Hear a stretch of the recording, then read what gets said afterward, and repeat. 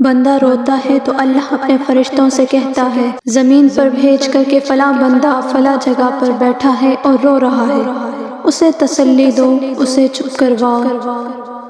فرشتے آتے ہیں، زمین پر اترتے ہیں، اس انسان کو چپ کرانے کی کوشش کرتے ہیں، لیکن اس کا غم اس کی ذات سے بڑھ چکا ہوتا ہے۔ وہ خاموش نہیں ہوتا، وہ روتا ہے، چیختا ہے، چلاتا ہے، اس کی ہچکیاں بن جاتی ہیں۔ فرشتے واپس جاتے ہیں اور کہتے ہیں کہ یا باری تعالیٰ، وہ انسان چپ نہیں ہو رہا،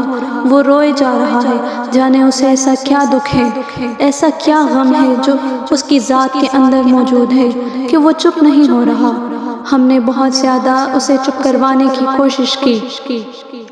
بڑی کوشش لگا لی، لیکن وہ خاموش نہیں ہوا، لیکن وہ چپ نہیں ہوا، وہ مسلسل رو رہا ہے۔ تو اللہ پاک کہتا ہے کہ مجھے پتا ہے کہ میرا بندہ کیوں رو رہا ہے، میں جانتا ہوں،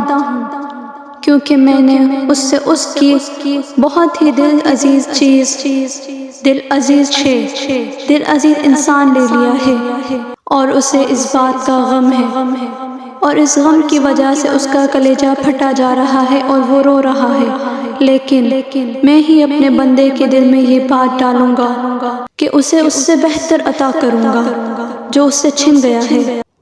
اور کہہ دو میرے بندے سے کہ اپنے رب کی رحمت سے مایوس نہ ہو۔ اب جب میں نے یہ تحریر پڑھی تو میں نے پہلے اسے عقل کے پیمانوں پر دیکھا کہ ایسی بات بھلا خدا باری تعالیٰ کہاں اور کون سی روایت میں موجود ہے، لیکن پھر میرے دل میں خیال آیا کہ میں یہ بات آپ کے ساتھ شیئر کروں۔ اگر آپ بھی رو رہے ہیں کسی انسان کے چلے جانے پہ، کسی شے کے چھن جانے پہ، کسی مالی ذریعے کے چلے جانے پہ، کسی مالی سبب کے چھن جانے پر، کسی بھی چیز کے دور ہو جانے سے اگر آپ پریشان ہیں، غمگین ہیں، افسردہ ہیں تو پریشان نہ ہوں، کیونکہ اللہ نے یہ خود کہہ دیا ہے کہ اپنے رب کی رحمت سے مایوس نہ ہونا۔